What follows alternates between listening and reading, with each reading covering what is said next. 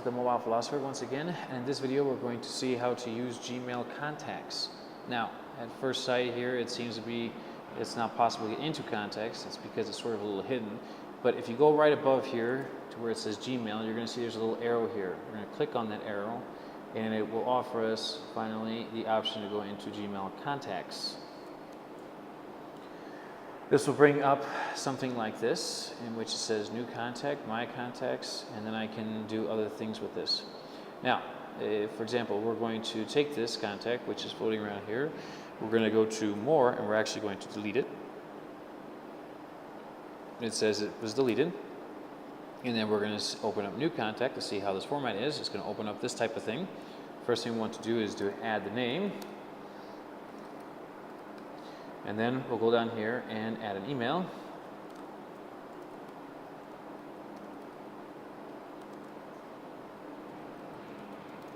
If it is a Gmail account, the second I hop out of it, it will grab its Google Plus equivalent immediately. Then I can add another email, and I can add emails indefinitely. I have the phone number and add those indefinitely, directions, addresses, and URLs, things like that. I can also add something here. I can add nicknames, title and company, file as, notes, email, phone, addresses, birthdays, relationships, things like that, and even have a custom one where I can type, if I want to, in the title to indicate what I want to add here. As you can see on the side, the trash can comes out if I don't or do want something. And this is for Google Voice, choosing a prefix that if I want to call a certain country, I can add it here before typing in the number. So that's what gives us here the basics here of a normal contact. Now, if I go back into here, this is going to put the name here, right here, immediately. Now, let's say I want to combine these things into certain groups. So what we're going to do is we're going to go to New Contact again, add another one here, and this time we're going to put the other one.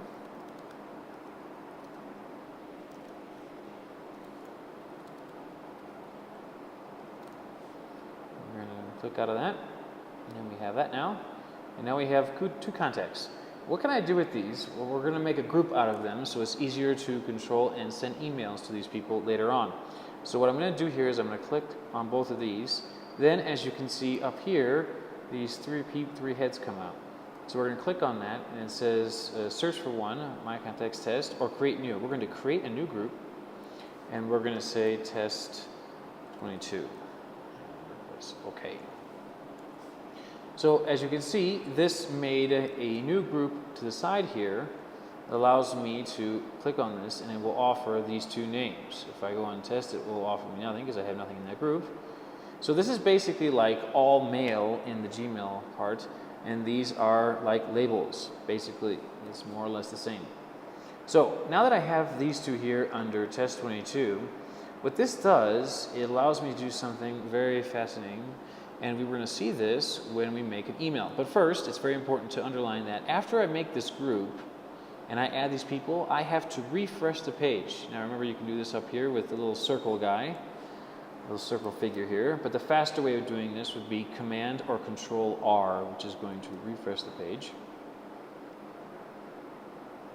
Now that has activated this group, and what we're going to do is we're going to compose an email from here using just the letter C with our keyboard shortcuts.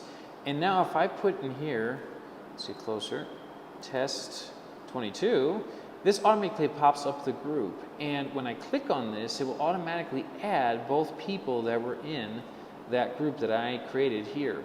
So what this does is allows me to send emails much more efficiently because I don't have to type in every single name. Rather, I can do it in a very quick manner.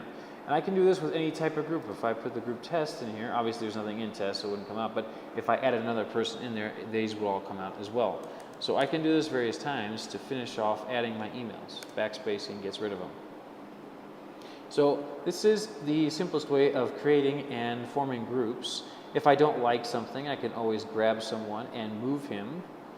Let's say I can click off test 22 and put him into test. Press apply, it will pull this guy out and put him in here.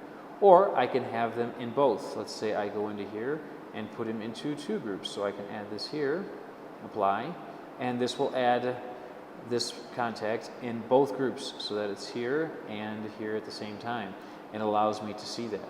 So that if I refresh the page, as I did before, then I can compose and I can do test, and it will offer me both these options. I can do test 22 and then test, and we'll put these people inside here. Now, if I don't like this group here, I can always go to more and I can rename or delete this group. So if I don't like that name, I can always change it to 44. Or if I don't want this group at all, I can delete the group. Now, I underline, this does not delete the context, so don't worry. I can delete this group, yes. And it actually tells you here, the two contexts that it contains will not be deleted, so do not worry. Okay, I can click on that, go out, and only test one will be here. So if I go here, this will be here, and my context will also be here. And these are the easiest ways of maneuvering the context that I have. Now, a couple other things that are important here. When you receive an email from someone that you do not have in your contacts normally, it's going to go into this section here which says Other Contacts. And when it does that, you're going to have to go in here and move these guys into My Contacts. Otherwise, they will not come out automatically in your new messages here. And the last thing we need to take into consideration is here where it says Import Contacts. When it says Import Contacts, this means I can grab a CSV file from my computer and I can upload these things. A CSV file, for those who don't know it, it looks similar to an Excel file. You can upload this thing by putting name in one column, email in another column, and putting the names and the emails under those two things. Normally, Outlook and Yahoo, things like that, will automatically export this into a CSV or vCard format.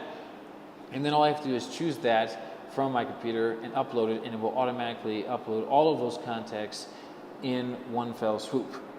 So that's the other thing I can do here in regards to using contacts.